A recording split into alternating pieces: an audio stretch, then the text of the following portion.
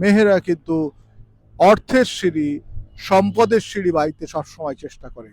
সে হোক বা সমাজ থেকে স্খলিত হয়ে, কিংবা হোক বা সে অন্যভাবে চাকরি করে, ব্যবসা করে, অর্থাৎ তারা অর্থের সিঁড়িটা ভালো করে বোঝে। নমস্কার, ইন্ডিয়া নিউজ 24 থেকে রয়েছে আমি শঙ্কুর সাত্রা। তবে একটা কথা বলি, দেখুন, আমি কয়েকদিন আগে কিছু তান্ত্রিক নিয়ে একটা দুটো তিনটে খবর করেছিলাম। সেখানে তান্ত্রিকরা বলছিলেন বউ পালিয়ে গেলে তারা বউ ফেরত দিয়ে দেবে।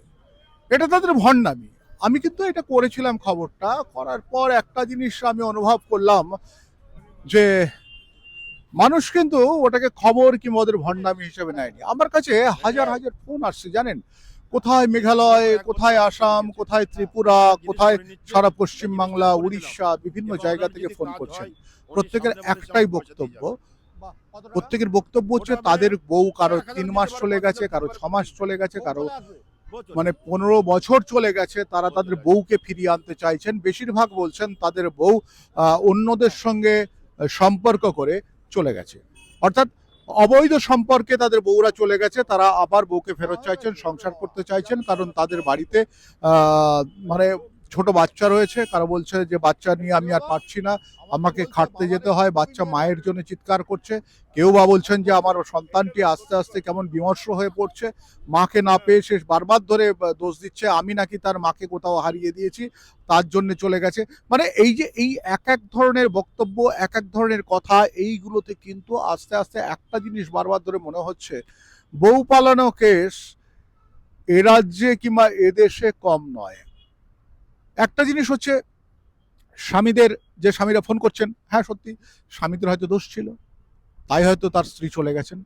আবার একটা জিনিস মনে হয় যে যেসব স্ত্রীরা গেছেন তারা আগে তো বিয়ে করেছিলেন, এই স্বামীকে বিয়ে করলেন, আবার তারা চলেও গেলেন, অন্যের সঙ্গে সুখে সংসার করছেন, সন্তানটাকেও পর্যন্ত তারা নিয়ে যায়নি।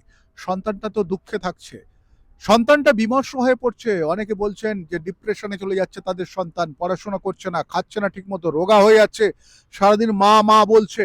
আর যে সময় মায়েরা এই সমস্ত সন্তানদের ফেলে তারা চলে গেছেন, তাদের উদ্দেশ্যে একটা কথা বলি, ফুর্তির জন্য বাচ্চাটা নিয়েছিলেন, ফুর্তি শেষ, পেটে এসছিল, হয়তো সে সময় ভালো লাগছিল, সন্তানটার জন্ম দিলেন, তারপর চলে গেলেন, ফুর্তি কি আপনার জীবনে শেষ?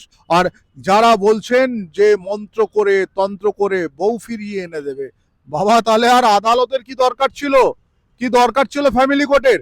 এই সমস্ত ভণ্ড, একেবারে বলছি, যে সমস্ত ভণ্ড তান্ত্রিক জ্যোতিষ যারা রয়েছে, তারা কিন্তু মানুষের এই সব দুর্বল জায়গা থেকে, একেবারে দুর্বল জায়গা থেকে তারা কি করছে, তাদের কাছ থেকে টাকা শোষণ করছে, এবং ভীষণভাবে টাকা শোষণ করছে। এত পরিমাণে টাকা শোষণ করছে, সে মানুষগুলো কিন্তু এখন টাকা দিতে দিতে কিন্তু সর্বশান্ত হয়ে গেছে। অবশেষে বুঝতে পেরেছে যে তাদের স্ত্রী আর ফিরবে না, স্ত্রী আর ফিরবে না, কিন্তু টাকাটা জলে গেল।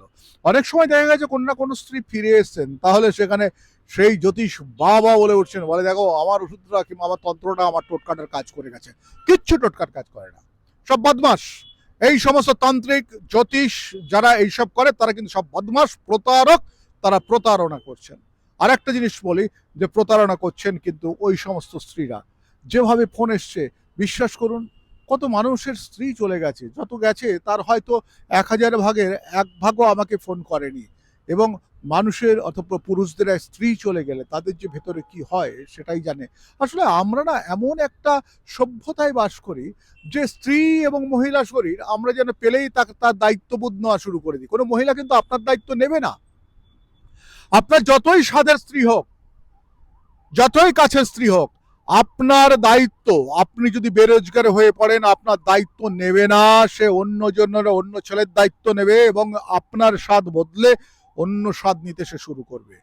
এটা কিন্তু বাস্তব। এই বাস্তব আপনাকে জানতে হবে। পুরুষ মানুষ, আপনি যদি স্বার্থপর না হন, আপনি যদি এই বাস্তব না বুঝতে পারেন, চিরজীবন কিন্তু মহিলাদের পেছনে কিন্তু আপনার খরচ বাড়বে, আপনি কিন্তু তার থেকে বেশি কিছু করতে পারবেন না। কারণ মেয়েরা প্রথম থেকেই কিন্তু মিলিয়ে চলে, এবং তারা কিন্তু সিঁড়ি বাইতে পছন্দ করে। আপনাদের আবার বলি, মেয়েরা কিন্তু অর্থের সিঁড়ি, সম্পদের সিঁড়ি বাইতে সবসময় চেষ্টা করে।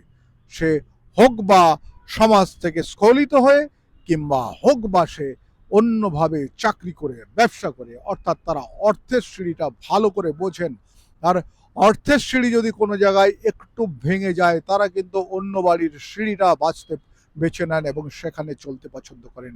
এই ধরনের ঘটনা আমার সত্যি সত্যি এটা হচ্ছে আমার সব থেকে বাস্তব অভিজ্ঞতা।